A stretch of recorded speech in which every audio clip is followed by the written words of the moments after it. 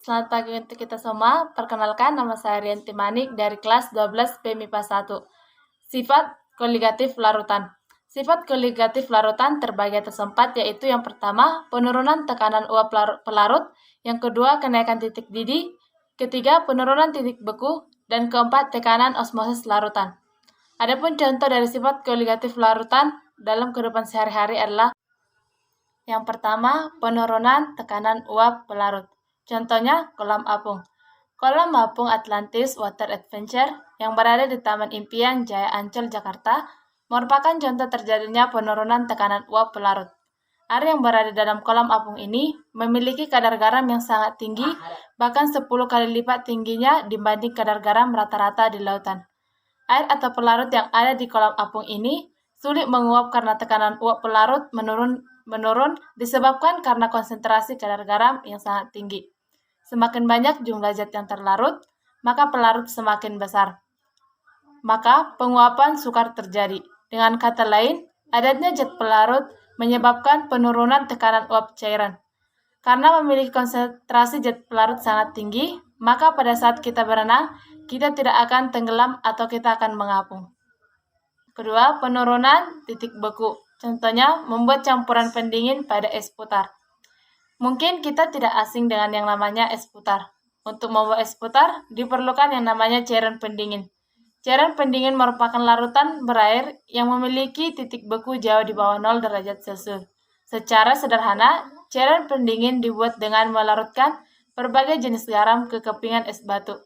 Pada pembuatan es putar, cairan pendingin dibuat dengan mencampurkan garam dapur dengan kepingan es batu dalam sebuah bejana berlapis kayu.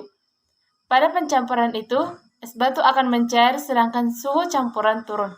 Sementara itu, campuran bahan lain yang dimasukkan dalam bejana lain yang terbuat dari stainless steel. Bejana ini kemudian dimasukkan ke dalam cairan pendingin sambil terus diaduk sehingga campuran membeku. Ya, kenaikan titik didih. Contohnya air mendidih. Titik didih zat cair adalah suhu tetap pada saat zat cair mendidih. Pada suhu ini, tekanan uap zat cair sama dengan tekanan udara di sekitarnya. Hal ini menyebabkan terjadinya penguapan di seluruh bagian zat cair. Titik didih zat cair diukur pada 1 atmosfer. Titik didih larutan selalu lebih tinggi dari titik didih pelarut murninya. Hal ini disebabkan adanya partikel-partikel zat terlarut dalam satu larutan menghalangi peristiwa penguapan partikel-partikel pelarut. Oleh karena itu, penguapan partikel-partikel pelarut membutuhkan energi yang lebih besar. Perbedaan titik didih larutan dengan titik didih pelarut murni disebut sebagai kenaikan titik didih. Contohnya, air mendidih pada 100 derajat Celcius pada tekanan 1 atm. Jika air tersebut ditambah dengan garam, maka titik didihnya menjadi lebih dari 100 derajat Celcius. Pada tekanan yang sama, itu artinya air pada larutan garam mengalami kenaikan titik didih.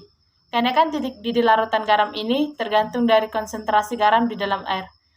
Maka semakin banyak kandungan garam, maka kenaikan titik didihnya makin tinggi. Yang terakhir, tekanan osmotik.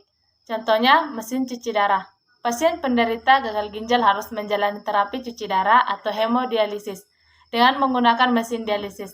Mesin-mesin dialisis ini menggunakan prinsip tekanan osmosis larutan. Terapi pada hemodialisis menggunakan metode dialisis, yaitu seperti perpindahan molekul kecil-kecil seperti urea dari dalam sel darah melalui membran semi-permeabel dan masuk ke cairan lainnya, kemudian dibuang.